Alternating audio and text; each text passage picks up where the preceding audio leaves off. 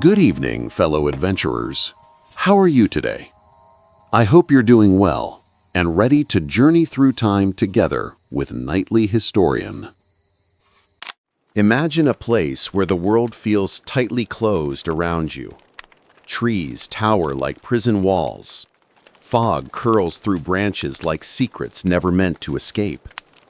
This is the Argonne Forest, France, autumn 1918. And inside those woods marched men who would soon disappear from history's sight. They belonged to the 77th Infantry Division, mostly young men from New York City, men who once walked through noisy streets filled with lights, laughter, and life. Now those same feet stepped silently on mud. Their hearts carried fear and the duty to keep moving forward. At their center was Major Charles Whittlesey, a lawyer before the war, calm-eyed, thoughtful, a leader who never asked his men to do anything he wouldn't do himself.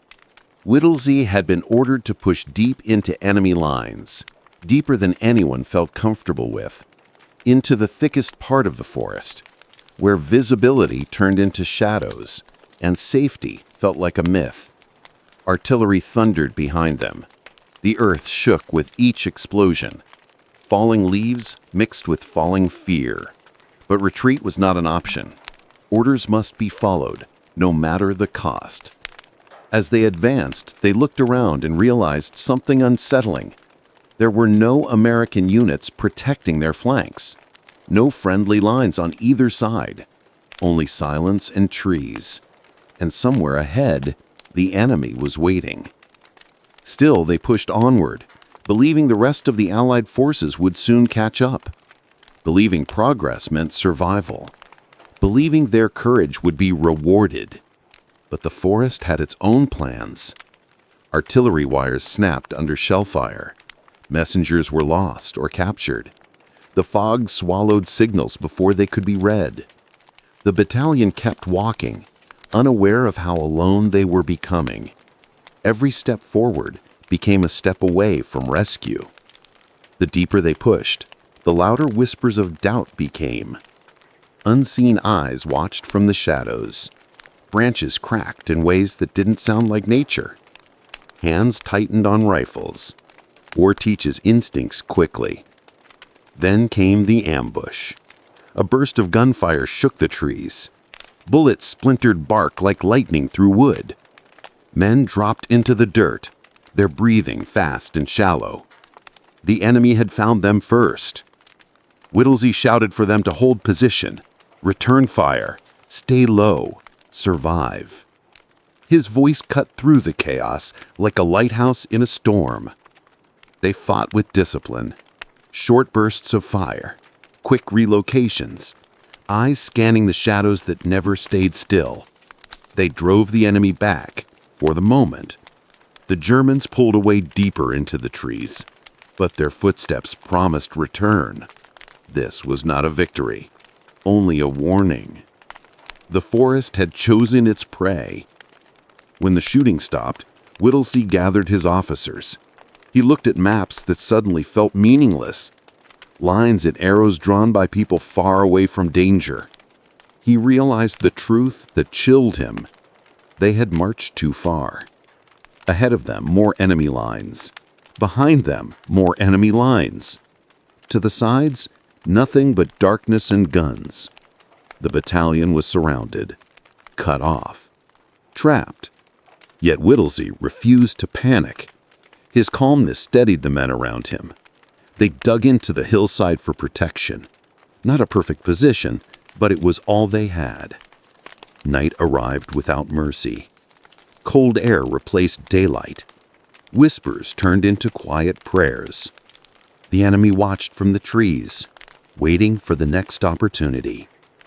Some men wrote quick notes home, words unsent but deeply needed. Hopes folded in pockets beside dog tags, just in case tomorrow never arrived. War makes time a fragile thing. Whittlesey used the dark hours to think. Every decision weighed like lives in his hands. He could order a retreat and risk being shot from every direction, or stay put and hope the army realized they were missing. Neither choice promised survival. He chose to hold the position. The hill would be their island. They would defend it against whoever came. The men trusted him, even as fear pressed down like a second uniform. This was where their story would change forever. Morning came with a scream of artillery shells. Explosions tore into the hillside. Dirt filled the air like smoke. Men curled into trenches barely deep enough to hide them.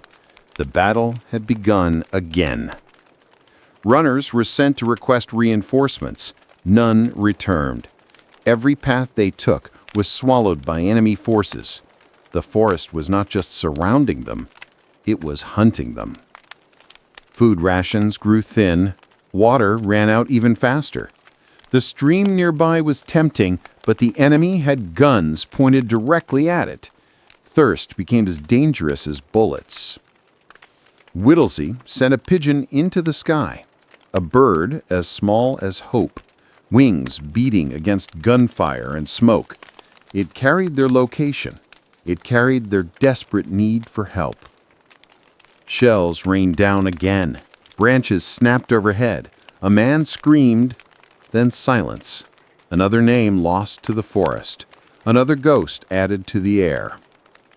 Nights brought no rest. The sound of digging behind enemy lines haunted them. The Germans were preparing trenches, closing in slowly. Patience was their weapon. Exhaustion was their target.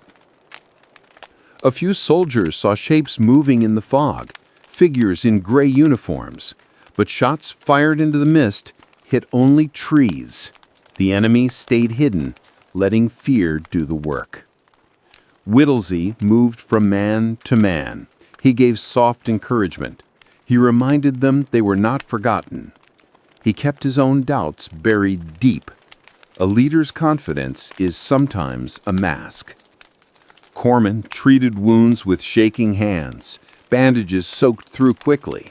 Some men cried quietly, wishing for home, wishing for anything but this. Still, no surrender flag was raised, no retreat order given. Bravery doesn't always look like charging forward. Sometimes bravery is simply enduring another minute. Friendly artillery thundered behind the lines. The men felt hope rise until shells landed on their own hill. The map coordinates were wrong. Their allies were unknowingly targeting them. Faces turned pale with disbelief. To survive now meant avoiding both enemies and friends.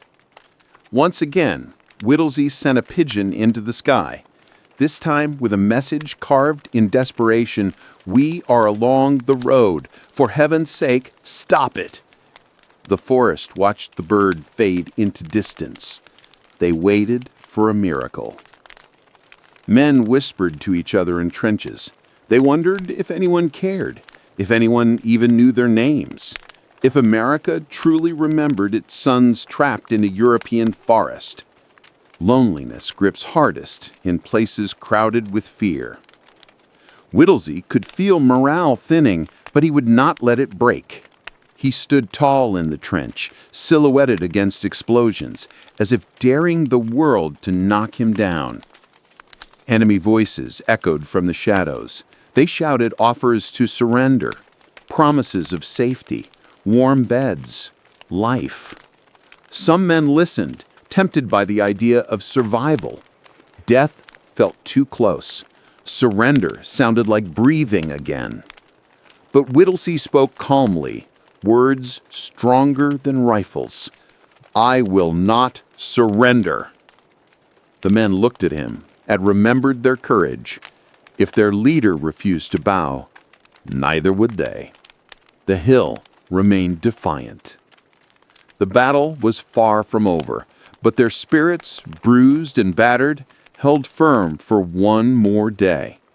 And sometimes in war, one more day is everything. Night returned with a deeper darkness, as if the forest itself wanted to swallow every trace of light and hope. The men lay tucked into shallow trenches, unable to trust the silence around them. Even the leaves seemed to hold their breath. Hands clenched their rifles tightly, while minds replayed the horrors of the day. In a place like this, fear never truly sleeps. Whittlesey moved slowly among his soldiers, crouched low but still displaying calm leadership in his posture. He knew their morale was as fragile as the branches above them. A gentle word, a reassuring nod, tiny gestures that reminded them they were not forgotten. He carried their fears quietly, allowing none to show on his face. Private Rosen sat in the mud holding a creased photo of his mother. He rubbed the edges the way someone touches a blessing. That small picture was his shield against despair, a reminder that love existed beyond these trees. Home felt like another world, but that memory kept him breathing.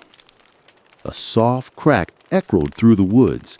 It could have been a twig or a loaded rifle shifting in the dark. The unknown made every noise a threat. Instinct sharpened, hearts hammered, and eyes stared into blackness, waiting for shadows to move. Flares shot into the sky with a hiss, suddenly bathing the forest in an unnatural pale glow. Trees stretched out like skeletal fingers. The soldiers flattened themselves into the mud, afraid that even blinking might attract a bullet. When the light died, the darkness felt even thicker. A wounded man tried to stifle a groan as his leg throbbed relentlessly. The medic worked with limited supplies, rags that barely passed as bandages, hands that shook but persisted. Pain was everywhere, yet treatment could only do so much. Suffering had become another unwelcome member of the battalion. Whittlesey stared at his map again, though the inked lines mocked him now. The forest did not care about strategy or carefully drawn borders. The truth was that the men were alone and surrounded, and maps could not change that. Still, a leader must always look like he has a plan. Wind carried whispers through branches, sounding too much like voices. The soldiers kept glancing at one another, silently asking the same question. How much longer could they endure? Time moved slowly here, stretching minutes into torment. Some men rested their heads against dirt walls, eyes open but unfocused. A trench is not a bed, yet exhaustion forces the body to sleep where sleep can steal its way in. Dreams were jagged, mixing home with gunfire, laughter with screams. Private O'Leary suddenly laughed too loudly, his sanity cracking for a moment under the strain. The men grabbed him, covering his mouth, begging him to control himself. Fear twists the mind into strange shapes. Sometimes laughter becomes a cry no one can contain. As dawn approached, the sky bled into gray. The enemy's taunting calls returned once more, offering surrender with promises coated in deceit. No one answered. Silence was the Americans' loudest message. They were still here. The forest smelled of wet soil and smoke, a stinging scent that clung to skin and memory. Hunger gnawed at their stomachs, making hands shake and thoughts wander. The enemy knew starvation was just another weapon to wield. Whittlesey checked on his men again, feeling pride and sorrow tangled together. These were ordinary men thrust into extraordinary tragedy. Yet they refused to fall apart. Their unity was the only warmth left. Dark shapes moved in the fog, just barely visible. Shots rang out, echoing between trunks. Splinters burst from bark as bullets dug deep into trees instead of flesh. The enemy was probing their defenses again. The battalion responded with quick fire, even though each bullet was precious. The enemy slipped away, not defeated, only delayed. The forest had taught both sides patience. In short, quiet moments, thoughts returned to families waiting oceans away. Letters stuffed in pockets suddenly seemed heavy with meaning. The greatest fear was not death, but being forgotten. When darkness fell once more, the world shrank to sounds and touch. Men gripped dirt, clutched memories, and repeated silent promises to hold on. The night wanted to break them, but their spirit insisted on staying whole. Whittlesey sat for a moment, letting himself feel exhaustion. Only for a moment. Leaders do not get the luxury of collapsing, not while others still stand. The forest around them remained alive with hidden movement and unspoken threats. But despite hunger, despite loss, despite fear that crawled beneath their skin, the Lost Battalion refused to disappear into those trees. They still had fight left in them. The morning shook the forest awake with artillery screams once again. Shells exploded around the hill, tearing apart branches and earth. The soldiers curled inward, covering their heads while the world above them shattered into smoke. Desperation thickened. Friendly fire was finishing what the enemy started. Cher Ami, a small pigeon with fearless wings, became their last lifeline. Whittlesey scribbled a message with hands trembling from hunger and panic. The words pleaded for salvation, begged the artillery to stop. A wounded bird carried the fate of hundreds. Gunshots chased her into the sky, tearing through feathers. She flew as if she knew the lives below depended on each wing beat. When she vanished into the gray, hope flew with her. The battalion stared upward long after she was gone. Time became cruel while they waited. Each passing second dared them to imagine a future, or none at all. Men pressed their backs into dirt walls, whispering prayers or home addresses like talismans. Silence after artillery felt like a held breath. Then, suddenly, the shelling stopped. The men blinked upward in disbelief. Was it a trick? A miracle? Cher Ami had reached headquarters, her tiny body broken but triumphant. Hope did not fall from the sky that day. It flew. Yet the enemy was not finished. Snipers began firing again from hidden perches. The men stayed low, flinching with every hiss of passing metal. Danger did not lessen, but at least it no longer fell from their own lines. Rain poured again, filling trenches with icy water. Hypothermia crept into bones, making fingers stiff and eyes heavy. It seemed like the forest itself wanted to bury them alive before the bullets could. A private whispered he didn't think he could go on. His friend leaned close, speaking through chattering teeth. "You're still breathing, aren't you? Then keep fighting." Sometimes courage must be borrowed, passed hand to hand like the last piece of bread. Enemy voices returned, demanding surrender with an arrogance born from certainty. But the men held silence like a shield. They had already decided they would rather die as soldiers than live as captives. Whittlesey's voice rose above wind and fear. "We hold! We don't break!" Physical strength was fading, but willpower still stood tall. The Germans underestimated the human heart, always a costly mistake. The battalion counted bullets again, anxiety pressing into their chests. Each trigger pull had to matter. Missing was a luxury they couldn't afford. War had turned arithmetic into survival. Shadows shifted at the forest's edge, another attack forming. The men braced, gripping weapons with numb fingers.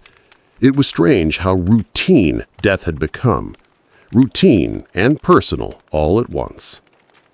As another fierce assault crashed against their hill, the Americans fought with everything they had left. Fear became fury. Exhaustion became instinct. Every man knew this hill was their only chance. Bodies dropped, Screams tore out. Mud turned red again. Yet the line held. Terribly, miraculously, it held. The enemy pulled back, frustrated by resistance that defied logic. Whittlesey exhaled raggedly, pride burning behind his eyes. He knew they had survived one more impossible hour, one more chance for rescue, one more chapter in a story not yet finished. Food was gone, water nearly so, but resolve still remained strong. Hunger could gnaw at bodies, bullets could tear flesh, but the enemy could not breach the wall built by unity. Darkness returned, drapes like a heavy curtain. Men lay on their backs, staring through branches at a starless sky. Even the heavens seemed to be watching in anxious silence. Sleep came to a few, stolen and shallow. Nightmares replayed the day's horrors with cruel accuracy. Some woke gasping, others with tears they quickly hid. Fear becomes private in war. Whittlesey stood watch, scanning tree lines for threats invisible to most. He kept moving, kept breathing, kept believing for all of them. A leader's fear must stay quiet so others can remain brave. And so another night passed, long and unforgiving. But the battalion still existed, tired, wounded, starving, yet undefeated. The forest had not earned their surrender, and it would not. Blood and mud merged beneath their boots, turning the ground into a reminder that life and death now stood inches apart. The wounded groaned quietly, afraid to draw sniper eyes. Even the uninjured felt pain deep in their bones, fear and exhaustion carving their bodies hollow from the inside. The forest demanded everything from those who refused to fall. Whittlesey moved through the trenches, reading every hollow stare. His men were not just hungry, they were dissolving emotionally. But their leader's steady posture gave them something to hold on to. He would not break, so neither would they. Rain returned, cold enough to chip away at spirit. It soaked their uniforms, dripped down their helmets, and made the dirt cling like a second skin. Shivering men clenched their rifles harder, angry that even nature fought against them now. Misery was a constant here. A soldier clung to memories of a diner in Brooklyn, hot coffee, a greasy sandwich, laughter louder than fear. He whispered these details like a prayer. In a world where tomorrow was not promised, yesterday became a treasure. Gunshots cracked through the trees, snipers again. They targeted the brave ones who peeked over the trench for a breath of unfiltered air. A medic fell while checking the wounded. He had been a lifeline. His death silenced the trench. The smell of rot crept in. Dead leaves mixed with the smell of blood and unwashed bodies. Flies hovered over fallen soldiers who could not be buried. Death buzzed persistently around those still alive. One young soldier shivered uncontrollably. Fever burned in his eyes. Infection had begun its quiet war inside him. Without medicine, nature became a ruthless executioner. Whispers spread of slipping away through the gullies, running, crawling, anything but waiting. But the forest was a maze with hungry jaws. Hope and danger wore the same camouflage out here. Artillery returned, each explosion shaking dust loose like the earth itself was flinching.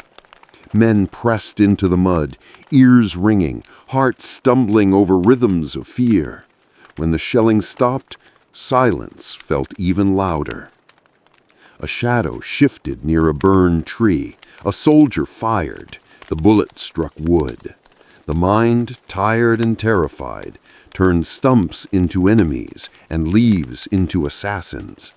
Nightmares crept into waking hours. Words faded from conversations.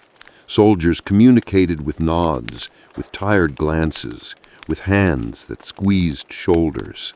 Speaking felt wasteful when firepower meant more than language. Some men prayed, voices barely audible. Others stared blankly, having forgotten how to form hope. Suffering made each person confront his own soul. Some broke, some hardened. Whittlesey scribbled on scraps of paper, though the pigeons were nearly gone. He kept preparing messages anyway. Leaders cannot rely on hope. They must give it form. Night fell again, thicker than before, a darkness so complete it felt physical. The enemy's whispers returned, "Surrender, surrender, surrender." Yet no voice answered. Silence became their strongest word. A soldier near the edge of sanity laughed suddenly, hysterical, loud, impossible to stop. His friends held him tight, covering his mouth to keep the darkness from punishing his slip of fear. The line between bravery and breakdown had become razor thin. German flares burst overhead, painting the trench in glowing green terror. Every soldier flattened instantly, knowing a single silhouette could become a final memory. When the light faded, hearts pounded like drums played by trembling ribs. The forest played tricks, owls hooting like warnings, wind sounding like boots. The men's senses were stretched beyond human limits. War makes even nature feel like a spy. The wounded groaned again through the night. No morphine left, no comfort to give. Their brothers stayed near, offering a hand to grasp, the only medicine left to share. Whittlesey barely rested. He scanned the darkness for ghosts with rifles. Strength was a mask now, one he wore because others needed it more than he needed sleep. Dawn returned, slow and reluctant, exposing more loss than life. The battalion was shrinking, but every man who still breathed stood as proof that the forest had not won yet. With morning light came new terror. Enemy troops advancing again. Their roar rolled through the forest like thunder, hungry for flesh. The Americans clutched rifles tight, knuckles white, souls shaking. Fear made hearts fast, but courage made fingers steady. The Germans charged the hillside with bayonets and shouts that rattled the spine. The battalion responded with bursts of fire as disciplined as they were desperate. The forest erupted in a storm of violence. Branches splintered, dirt flew, men screamed. Grenades tumbled into trenches. Explosions heaved soldiers off their feet.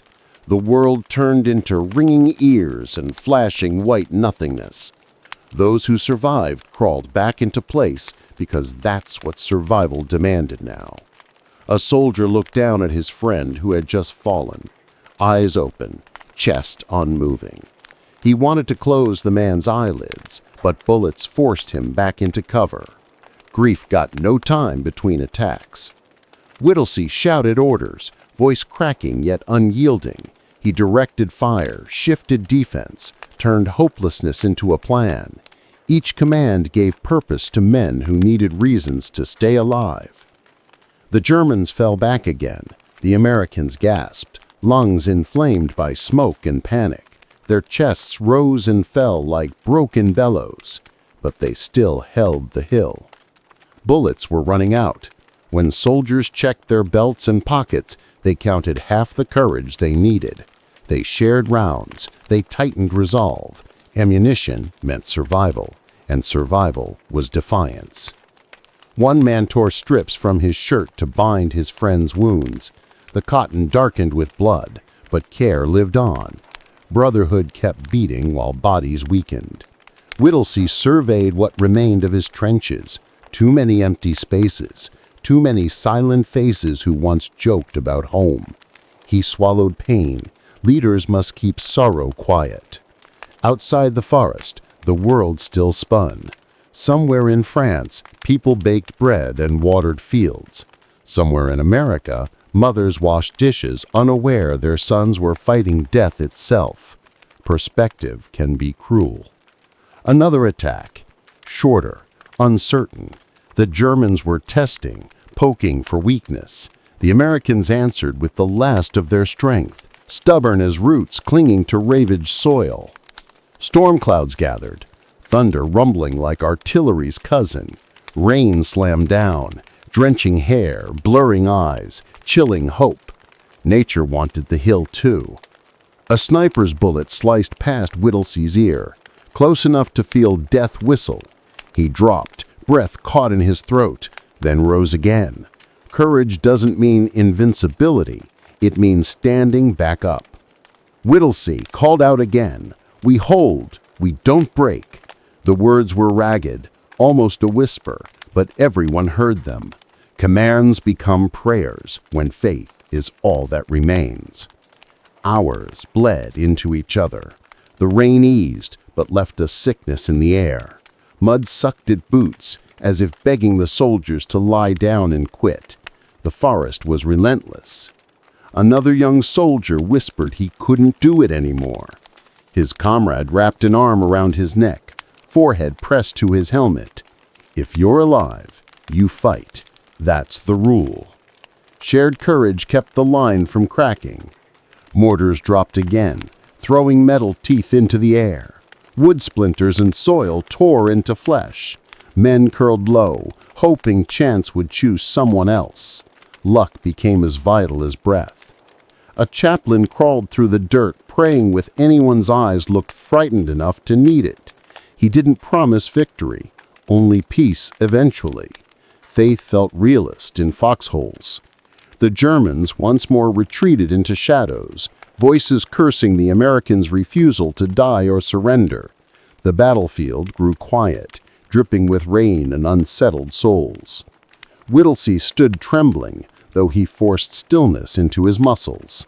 Another day survived, another chance for help. He couldn't give up now.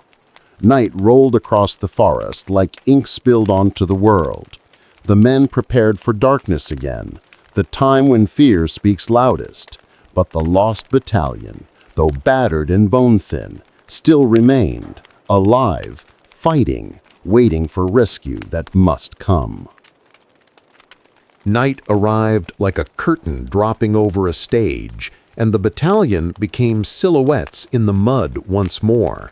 Breath formed shallow clouds in the cold air. Every man felt sleep clawing at his eyes, yet fear kept them awake. The forest didn't rest. Why should they? Whittlesey quietly checked each trench, flashlight held low to avoid catching sniper sight. He saw determination in hollow eyes, and it made him strong enough to pretend he wasn't afraid too.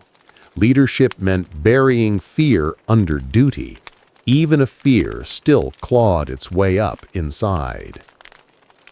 Private Kaplan began whispering baseball statistics out of nowhere, the kind of useless trivia that once made bar nights fun. His voice was shaky at first, but steadied as others listened. In that trench, under the weight of war, baseball became an anchor to normal life. Enemy calls cut through the trees. "Surrender, Americans, surrender!" The accents turned the words sharp, mocking. The men stared forward silently. Answering would mean weakness. Silence was their declaration. We are still here. A soldier whispered a joke about New York taxis being scarier than the enemy. Soft laughter sparked, the kind that hurts because it reminds you what happiness feels like. Humor became rebellion, a reminder they weren't beaten yet. Flares shot upward again, bathing the forest in ghostly light. Every soldier pressed his cheek into earth, praying the moment would pass. When darkness returned, hearts thumped as though life was reclaiming itself second by second. Two soldiers huddled close for warmth, exchanging half-stories about weddings they hoped to return to someday. Love became a lifeline, softer than steel, but stronger than fear.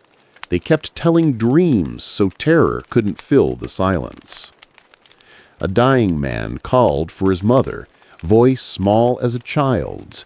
His friend held his shaking hand, promising she'd see him soon. Comfort was the last act they could offer as brothers in arms. War turns boys into soldiers, and soldiers back into boys again. The Germans tested their lines with probing rifle fire. The Americans answered, deliberate, careful shots. A game of patience played by exhausted hands, neither side willing to taste defeat. Whittlesey gathered his sergeants and spoke quietly. Conserve ammunition, keep defense tight, do not lose faith. His voice was gentle, yet iron strong. The men clung to every syllable like lifeboats in a sinking sea. They tried to sleep again, curled into the mud as cold soaked through uniforms. Some counted breaths, some prayed, some stared into nothing. Yet every heartbeat was an act of defiance against the forest's hunger. The night stretched endlessly, turning minutes into burdens. But in darkness, the battalion discovered something powerful. Their spirits were harder to kill than their bodies. The enemy had not taken that from them, and never would.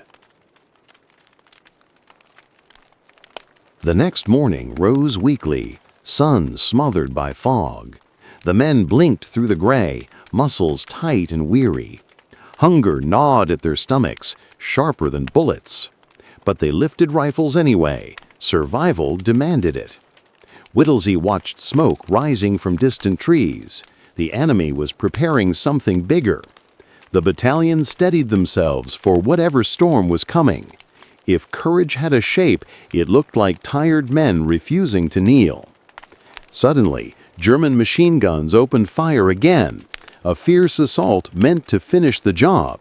Bullets sliced through the hillside. The men pressed low, returning precise shots. Even starving soldiers can fight like giants when freedom is at stake. Grenades slammed into the mud, flinging earth into the air. The world shook brutally, turning fear into chaos. But the Americans regrouped quickly, firing in bursts that pushed the enemy backward, one exhausting inch at a time. A soldier ran out of ammo mid-fight and picked up a fallen friend's rifle without hesitation. Grief would come later. Now there was only survival. In war, heroism often looks like instinct. The enemy finally fell back. The forest quieted, but not kindly. Breathing again felt for him, as if lungs didn't understand how to work anymore. The battalion had held under conditions no human should endure. Whittlesey leaned against the trench wall, rubbing mud from his face. His men still stood, fewer, weaker, but standing. Leadership tasted like guilt and pride all at once. He would carry both long after the forest forgot his footsteps. Rations were gone completely. A few soldiers chewed leaves just to trick their mouths into feeling alive. Hunger hollowed cheeks and slowed thought, but it couldn't crush willpower. Not here. Enemy voices pleaded surrender again, softer this time, almost desperate. They didn't understand how these Americans could still fight. They underestimated what a trapped man becomes, unstoppable when he has no choice. Whittlesey whispered orders, hold positions, stay low, stay silent. They obeyed with faith only the broken can understand, faith that the world would remember them if they continued just one more day. Then came a thunder from behind the enemy lines. Gunfire, angry, rapid, unfamiliar. The Germans shouted in surprise. Reinforcements were coming. Help was real. Survival suddenly felt possible. The men stared at each other, disbelief turning slowly into joy. A weak smile spread across a dirty face, then another. Relief made their ribs tremble. They had been found. Trees shook with the advance of friendly troops. The enemy fled deeper into the forest. The siege cracked open, and light finally broke through. Rescuers poured into the trenches and gasped at the sight. The Lost Battalion was no longer lost, but they were changed forever. Bravery had kept them alive. Sacrifice had carved heroes out of ordinary souls. Night approached, but this time it did not feel like doom. It felt like rest. And after everything they had endured, rest was the greatest victory of all. Morning crept into the forest like it wasn't brave enough to show itself fully. The soldiers lay still in the trenches, unsure if the new daylight would bring hope or more horror. Breath came slow, controlled, ready to tense at any danger. But there was something different in the air today. The forest no longer felt hungry. Far from the hill, American officers were finally noticing the mistake that had swallowed the battalion whole. Numbers didn't add up. A unit had vanished into the map's shadows. The realization hit command like cold water. Their brothers were missing, not gone. Urgency exploded into orders. Reinforcement groups were gathered and sent tearing into the Argonne woods. Boots stomped through mud. Eyes scanned tree lines. The mission was clear. Find the men who refused to fall. Inside the trenches, the Lost Battalion didn't know help was coming. They only knew pain, hunger, and instinct. Hours stretched into torture, but there was something stubborn inside them. A belief that they weren't meant to disappear here. The Germans attacked again, probing for weakness. Their assault lacked the same confidence as before. They expected the Americans to collapse by now, but the hill stood firm, built on bones and bravery. Whittlesey sensed something shifting. He couldn't explain it. The enemy's aggression felt nervous, not triumphant. The forest, too, seemed to pause. Hope lingered like a scent on the breeze. Soldiers squinted into the trees and thought they saw movement behind the enemy lines, shapes that didn't wear gray. They blinked hard, afraid the mind was tricking starving eyes, but the shapes kept coming. Gunfire erupted again, but the direction was different. German shouts of fear followed. The rescuers were real. Help had finally found a way through the forest's teeth. The men gripped their rifles tighter, adrenaline rushing through exhausted muscles. This time, they weren't fighting to survive alone. Someone was fighting for them, too. Enemy lines broke. German soldiers darted away into deeper woods. The siege shattered. The battalion had outlasted the hunger of their enemy. The tide had turned in a single heartbeat. Whittlesey stood taller than he had in days, disbelief softening the lines on his face. His men looked around as though waking from a nightmare. Could this truly be ending? A medic sobbed openly when he saw friendly uniforms rushing toward them. Tears carried relief more powerful than words. They were not ghosts. They had been seen. The rescuers stared in shock at the state of the battalion. Gaunt faces, trembling limbs, haunted eyes. But they were standing. Against every logic, they were standing. The hill they held became holy. One soldier collapsed and laughed weakly through tears. He touched the dirt with gentle fingers. He had survived the worst nature and mankind could deliver. The hill had tested him, but not claimed him. Relief washed over the battalion like rain finally falling on fire. They weren't just alive, they were found. They were no longer lost. As rescuers guided them out of the trenches, the men limped more than walked. Limbs moved stiffly, like the forest had tried to root them into its soil. But forward was the only direction now, toward food, toward care, toward tomorrow. Whittlesey refused to accept rest until every surviving man was accounted for. He checked faces, called names, ensured no one was left behind. Leadership meant carrying burdens even when the battle was finished. The tally was heartbreaking. Out of more than 500 men, less than half stood now. The rest lay silent beneath leaves and mud. The forest had taken its share. News spread quickly through the ranks. The Lost Battalion had been found alive. Officers and soldiers alike called them heroes. But the battalion didn't feel like heroes. They felt like survivors of something too dark to celebrate. Medical tents overflowed with the wounded, bodies thin, eyes sunken. Nurses gasped at their condition, pressing blankets and warm broth into hands that had forgotten comfort. Healing would take time, and not all wounds were on the surface. Whittlesey was honored in ceremonies, medals pinned to his chest. Politicians spoke his name, newspapers praised his courage, but praise echoed strangely in a heart full of ghosts. The soldiers tried to resume normal life. Some succeeded, building homes and raising families. Others woke screaming in the night, the forest whispering from corners of their minds. Trauma is a war that doesn't listen to ceasefires. Whittlesey carried the memory of every man he couldn't save. Guilt is heavier than any medal and far less visible. Some nights, he wrote letters he never sent, apologies to mothers who would never again see their sons. The world admired his strength, but he could feel himself breaking inside. The weight of survival pressed on him silently, endlessly. Leadership had given him pride, and pain that never released its grip. Years passed. The war became history. Statues were carved. Speeches were made. But inside Major Charles Whittlesey, the forest still lived. Its darkness still called his name.